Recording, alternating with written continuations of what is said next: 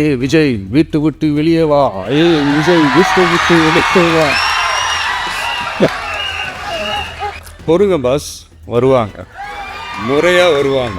பவள விழா பாப்பாவுக்கு வேற என்ன தெரியும்? பழைய டப்பாவை உருட்டதானே தெரியும்.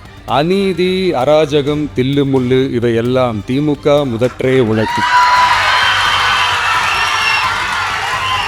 அநீதி, அராஜகம், தில்லுமுள்ளு இவையெல்லாம் திமுக முதற்றே உலகு. மக்களோட ஒரே பிரதிநிதி நாம மட்டும்தான். பாஜக தலைமையில் மற்றும் பலர்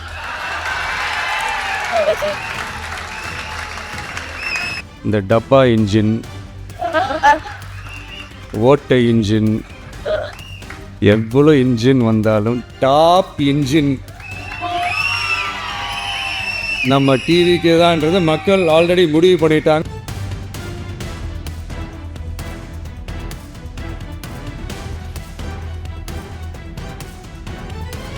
நம்ம கட்சியினுடைய 2வது ஆண்டு விழா, அதாவது 3rd இயரோட தொடக்க விழா இன்றைக்கி தமிழ்நாட்டில் ஒரு மிகப்பெரிய ஒரு கட்சியாக நம்ம வளர்ந்து இருக்கிறோம் அப்படின்னா அது உங்களால் தான். ப்ளஸ் நம்மளை நேசிக்கிற கோடிக்கணக்கான மக்களும் தான் அதுக்கு ஒரு மிக முக்கிய ஒரு காரணம். நீங்கள் தான் என்னுடைய ஒரு மிகப்பெரிய ஒரு பலம். உங்களை நம்பி தான் நானும் நம்ம கட்சியும் இருக்கிறோம். இதை நான் சொல்லி தான் உங்களுக்கு தெரியணும்னு அவசியம் இல்லை, இது உங்கள் எல்லாருக்குமே நல்லா தெரியும். அதனால் இன்றைக்கி உங்கள் எல்லாருக்கும், நம்ம கட்சியில் இருக்கிற தோழர்களுக்கும் தொண்டர்களுக்கும், இந்த கட்சியினுடைய ஒரு தலைமை தொண்டனான என்னுடைய வாழ்த்துக்களும் நன்றி சொல்ல.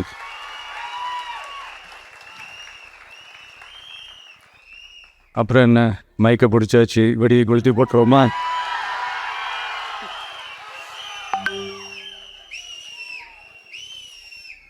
(1977) ஜூன் மாதம்னு நினைக்கிறேன். ஜூன் மாதத்தில் புரட்சி தலைவர் எம்ஜிஆர் அவர்கள் ரேடியோவில் ஒரு பேட்டி ஒன்று கொடுத்தாங்க. அதில் பேசும்போது சொன்னாங்க, பேரறிஞர் அண்ணா அவர்கள் இருந்த இடத்தில் இப்படிப்பட்டவர்களும் அமர்கின்ற ஒரு நிலைமை ஏற்பட்டுச்சேன்னு எண்ணி எண்ணி கண்ணீர் வடித்தேன். அன்னைக்கு அந்த கண்ணீரை துடைக்க ஆரம்பித்த இயக்கம் தான் அண்ணா திராவிட முன்னேற்றக் கழகம்னு சொன்னார். அதே மாதிரி 2017 அப்புறம் 2021 அப்புறம் தமிழ்நாட்டுடைய நிலைமையை பற்றி யோசித்து பார்த்த நம்ம தமிழக மக்கள், காமராஜர் அவர்கள் இருந்த இடத்தில், அண்ணா அவர்கள் இருந்த இடத்தில், எம்ஜிஆர் அவர்கள் இருந்த இடத்தில் இப்படிப்பட்டவர்களும் அமர்கின்ற ஒரு நிலைமை ஏற்பட்டுச்சேன்னு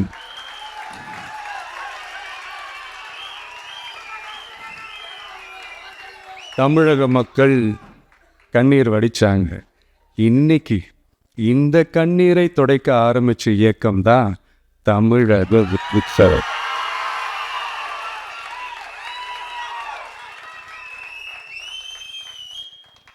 இப்படியெல்லாம் நம்ம பேசுறதுனால கண்டிப்பாக சில பேர் கொந்தளிப்பாங்க. அது பதிலாக நம்ம கவலைப்படக்கூடாது. ஏன்னா கொந்தளிக்கிறது தான் அவங்களுக்கு வேலையே, புரிதுகள் அவங்களுக்கே. ஏன்னா எம்ஜிஆர் அவர்கள் கட்சி ஆரம்பித்தப்போ, ஏன் அவர் ஜெயிச்சதுக்கப்புறம் கூட சட்டசபையில் கூட ஏதோ ஒரு நடிகர் கட்சி வந்திருக்குதான், ஏதோ ஒரு புதிய கட்சி வந்திருக்குது, புரட்சி தலைவர்னு ஒருத்தர் வந்து, இப்படியெல்லாம் கேலியும் கிண்டலுமா. அதனால் யார் அரசியலுக்கு வந்தாலும் இப்படி கொந்தளிக்கிறது தான் அவங்களுடைய வேலையே. அப்படி தான் நாம் அரசியலுக்கு வந்ததுக்கப்புறம் கூட இந்த விஜய்க்கு என்ன அனுபவம் இருக்குது, எம்ஜிஆர் அவர்களுக்கு எவ்வளோ அனுபவம் இருக்குது தெரியுமா? 52லேருந்து 72 வரைக்கும் அந்த 20 இயர்ஸ் திமுகவில் இருந்த ஒரு அரசியல் அனுபவம் எவ்வளோ இருக்குது தெரியுமா? விஜய்க்கு என்ன பெரிய அனுபவம் இருக்குதுன்னு கேட்டால் அதே வாய் தான் அன்னைக்கு எம்ஜிஆர் அவர்களை பார்த்து, அன்னைக்கு எம்ஜிஆர் அவர்களை பார்த்து அரசியல் அரிச்சுவடி தெரியாதவர், கவர்ச்சியை மட்டுமே நம்பியிருக்கிறவர், அட்டை கத்தி, வாய் விளம்பர வள்ளல், இவருக்கு கேள்வி மட்டும் தான் கேட்க தெரியும், பதில் சொல்ல தெரியாது, நிருபர்களை சந்திக்க மாட்டார், டெல்லியை வகச்சிக்க மாட்டார், மேலே இருந்து அவருக்கு அவ்வளோ ப்ரெஷர் இருக்குது அப்படி இப்படின்னு சொன்னதும் அதே வாய் தான். அதனால் எம்ஜிஆர் அவர்களை மட்டும் இல்லை, அவருடைய தொண்டர்களை கூட விட்டு வைக்கலை. அது என்னது, இந்த பளபளப்பு ஜொலி ஜொலிப்பை பார்த்தா பள்ளிழிப்புவாங்க, இப்படியெல்லாம் கிண்டலும் கேலியுமா. இது எல்லாம் மக்கள் ஒரு மாதிரி சைலண்ட்டாக வாட்ச் பண்ணிக்கிட்டு என்ன பண்ணாங்கன்றது உங்களுக்கே நல்லா தெரியும். அவர் ஜெயித்ததுக்கப்புறம் இந்த அரசியலில் பழந்துன்னு கொட்டை போட்ட அனுபவிச்சாலே இருப்பாங்கன்னு சொல்லுவாங்கள்ல, அவங்க எல்லாருக்குமே அந்த கோட்டைன்றது ஒரு பகல் கனவாகவே மாறிடுச்சுன்னா பார்த்தேன். 77 மாதிரியே இப்போது அந்த பழைய தேஞ்சி போன, துருபிடிச்சி போன, நஞ்சு போன அதே அந்த பழைய வெப்பனையும் இப்போவும் கையில் எடுக்கிறாங்க. அதனால் மை டியர் ஜென்டில்மேன், டெக்னாலஜிலாம் வளர்ந்து வேறு எங்கேயோ போயிட்டுருக்கு, அட்லீஸ்ட் உங்கள் டெக்னிக்கையாவது கொஞ்சம் மாற்றுங்க பாஸ்.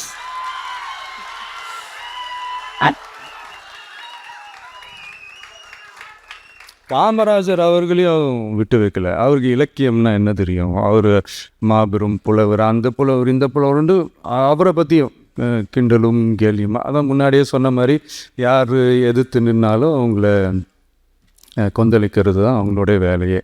ஸோ இப்படி அவங்க பண்ணுற தப்பெல்லாம் நம்ம எடுத்து சொன்னால், அவங்க பண்ணுற அட்ராசிட்டியை பற்றி நம்ம எடுத்து சொன்னால், அவங்க பண்ணுற அந்த ஊழலை பற்றி தான் நம்ம எடுத்து சொன்னோம். முக்கியமாக நாம் அதை எடுத்து சொன்னால் 50 வருஷத்துக்கு முன்னாடி இருக்கிற அதே தகர டப்பாவை எடுத்து உருட்ட ஆரம்பிச்சிடுவாங்க.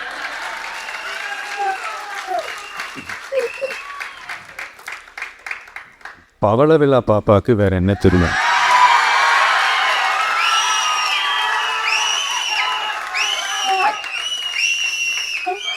பழைய டப்பாவை உருட்டதானே தெரியும். அதுக்காக நாம் அவங்க பண்ணுற தப்பெல்லாம் வெளியே சொல்லாமல் இருக்க முடியுமா? சொல்லுவோம், சொல்லிக்கிட்டே இருப்போம். நம்மளை தவிர யார் அவங்கள ஏற்று நின்று கேள்வி கேட்கறது? யாருக்கு அந்த தில் இருக்குது?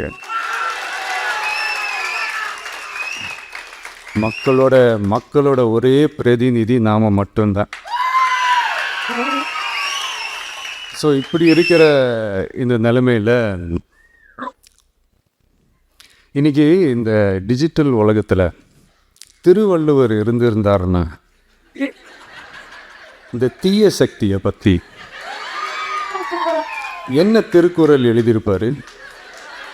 ஒரு கற்பனையா, அநீதி, அராஜகம், தில்லுமுள்ளு இவையெல்லாம் திமுக முதற்றே உழைக்கும்.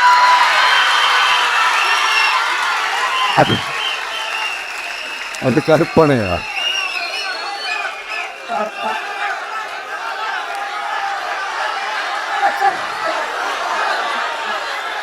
அநீதி, அராஜகம், தில்லுமுள்ளு இவையெல்லாம் திமுக முதற்றே உலகு.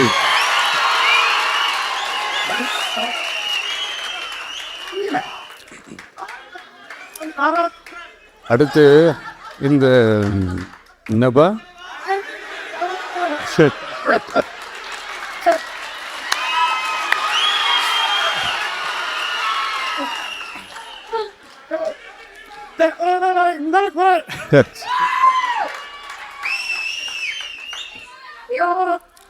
அடுத்து இந்த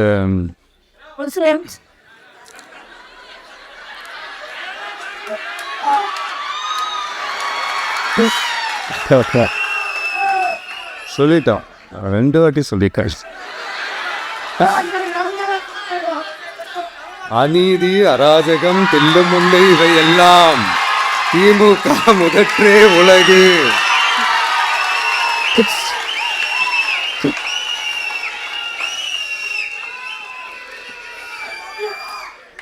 அடுத்து இந்த மும்முனை போட்டி, 4 முனை போட்டி அப்படிலாம் சொல்கிறாங்களே, சரி அவங்கள பொறுத்த வரைக்கும் அப்படியே இருக்கட்டும். அதில் மாபெரும் மக்கள் சக்தியாக நம்ம அணி ஒரு பக்கம், அடுத்து திமுக தலைமையில் மற்ற கூட்டணி கட்சிகள் ஒரு பக்கம், அடுத்து பாஜக தலைமையில் மற்றும் பலர்.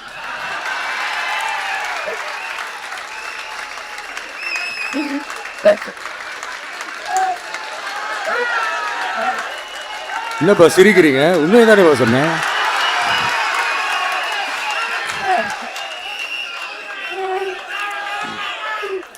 ஸோ இப்படி எத்தனை சக்திகள் எத்தனை பேர் வந்தாலும் திமுகவை வீழ்த்துறதுக்கு மாபெரும் மக்கள் சக்தியான நம்மளால் மட்டும்தான் முடியும்.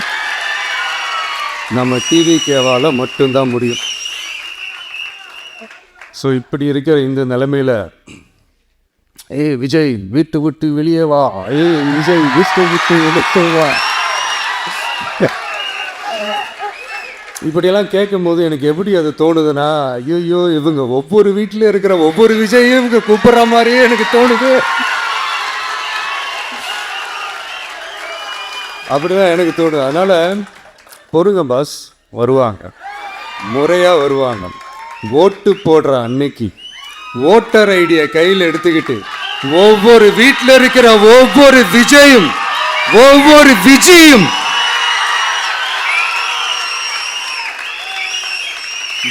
பூத்தா காலையிலே வந்து நிப்பாங்க பாருங்க. அன்னைக்கு தெரியும் பாருங்க, ஏண்டா இந்த விஜய கூப்பிட்டோம்னு.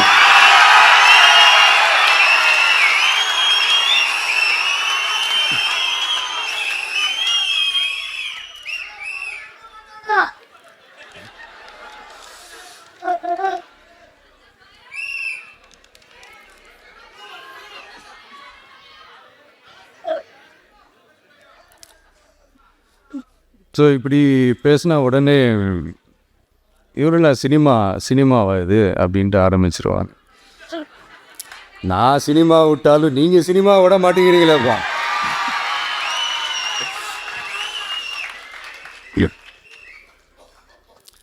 அப்புறம் இன்னொரு ரீசெண்டான ஒரு விஷயம் போயிட்டுருக்குல்ல, இந்த கருத்து கணிப்பு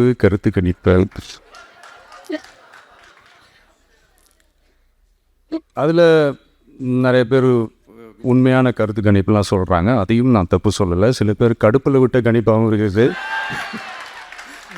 அதையும் நான் தப்பு சொல்லலை.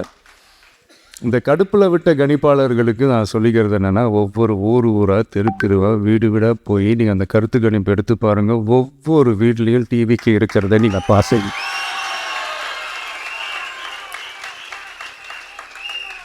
அப்படி சப்போஸ் உங்களுக்கு அது ஷாக்கிங்காக இருந்துச்சுன்னா ரப்பர் வச்சு எல்லாத்தையும் அழிச்சிட்டு மறுபடியும் முதல்லேருந்து எடுத்து பாருங்கள், அதே ரிசல்ட் தான் வரும்.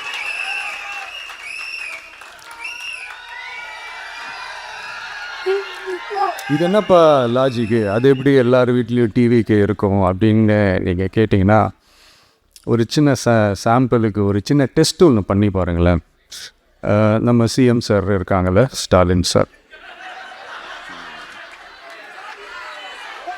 ஒரு 2 இயர்ஸ் பேக் இருக்கும்னு நினைக்கிறேன், ஒரு மேடையில் பேசும்போது சொன்னாங்க, இந்த மாதிரி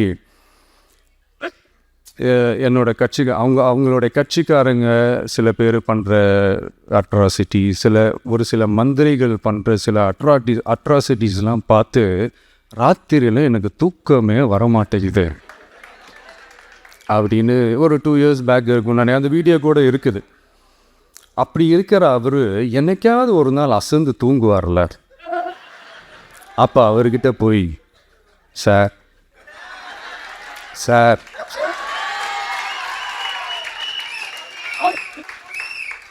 எந்த சின்னத்துக்கு சார் ஓட்டு போடுவீங்க அப்படின்னு கேட்டு பாருங்க. விசில் சின்னத்துக்கு தான்.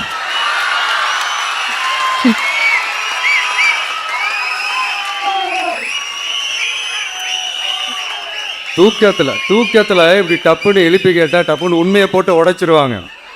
அதுக்கு சொன்ன அப்படி இருக்கிற இந்த நிலைமையில் டிவிக்கு வந்து சிட்டியில் தான் இருக்குது, டவுனில் தான் இருக்குது, வில்லேஜ் சைட்லலாம் இல்லை அப்படின்னு சொல்கிறவங்களுக்கு இந்த மாதிரி சில டெஸ்டெல்லாம் பண்ணி பாருங்கள், தெரியும்.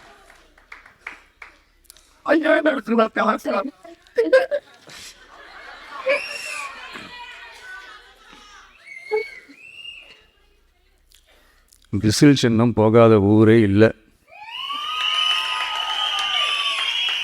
விசில் சின்னம் எங்கெல்லாம் இருக்குதோ அங்கெல்லாம் டிவிக்கே இருக்குதுன்னு அர்த்தம். என்னுடைய அம்மா, அக்கா, தங்கைகள், அண்ணன், தம்பிகள் டிவிக்கேக்கு ஓட்டு போடுறத யாராலையும் தடுக்க முடியும்.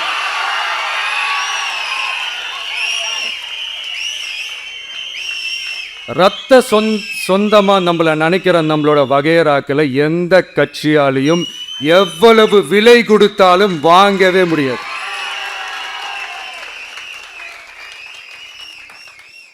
நான் ஓவர் கான்ஃபிடென்ஸில் பேசுகிறேன் அப்படின்லாம் நினைக்காதீங்க. இதுதான் கள நிலவரம், கள யதார்த்தம்னு இதுதான்.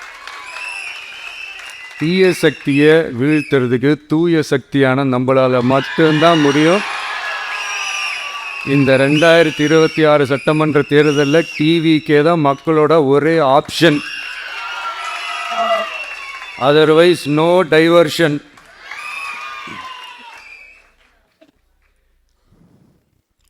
இந்த டப்பா இன்ஜின், ஓட்டை இன்ஜின், எவ்வளோ இன்ஜின் வந்தாலும் டாப் இன்ஜின் நம்ம டிவிக்கே தான்ன்றது மக்கள் ஆல்ரெடி முடிவு பண்ணிட்டாங்க. அதனால் நம்மளுடைய தோழர்கள் அதை மனசில் நல்லா ஏற்றிக்கிட்டு இன்னும் ஷார்ப்பாக ஒர்க் பண்ணுங்க. நான் ஏற்கனவே சொன்ன மாதிரி ஒன்றியம், நகரம், பேரூர், பகுதி, கிளை எல்லா இடத்துலையும் அந்த பூத்தாக அந்த நம்மளுடைய வேட்பாளர்களுக்கு ஒற்றுமையாக இருந்து வேலை செய்யுங்க. நமக்கு மாபெரும் கூட்டணியான மாபெரும் மக்கள் சக்தியான குடும்பமாக நம்மளோட இருக்கிறாங்க. இன்னொன்று அன்றைக்கி நான் சொன்ன மாதிரி நம்மளுடைய விசில் சின்னத்துக்கு ஓட்டு போட வைக்கிறது மட்டும்தான் உங்களுடைய வேலை. மற்றதெல்லாம் மக்களோட சேர்ந்து நான் பார்த்துக்கிறேன்.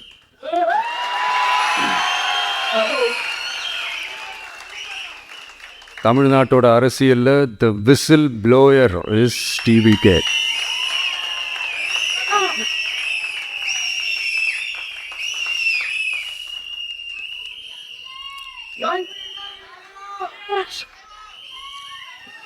நம்ம மக்கள் இந்த விசில்ல ஊதுல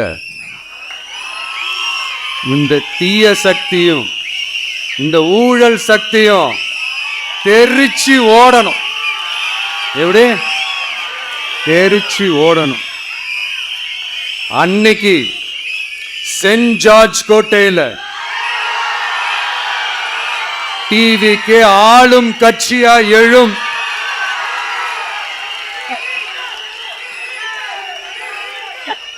உங்களோட நான் இருக்கேன், நம்மளோட நம்ம மக்கள் இருக்கிறாங்க. இதுக்கு மேல என்ன வேணும்? கான்ஃபிடென்ட்டா இருங்க, நல்லதே நடக்கும், வெற்றி நிச்சயம். மீண்டும் சந்திக்கும் வரை நன்றி, வணக்கம்.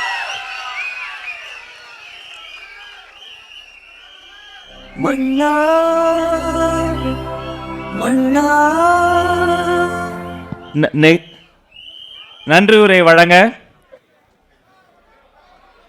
வெற்றி தலைவர் அவர்களுக்கு நம்முடைய மாநில நிர்வாகிகள் பொன்னாடை போற்றி கௌரவம் செய்கிறார்கள். இந்த இது போடுங்க. நன்றி.